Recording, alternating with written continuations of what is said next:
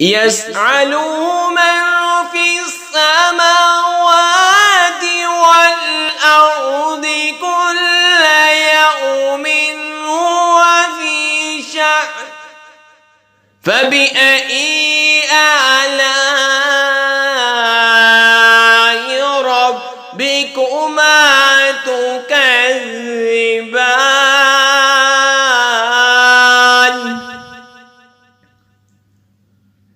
سنفرغ لكم أيها الثقلان فبأي آلاء ربكما تكذبان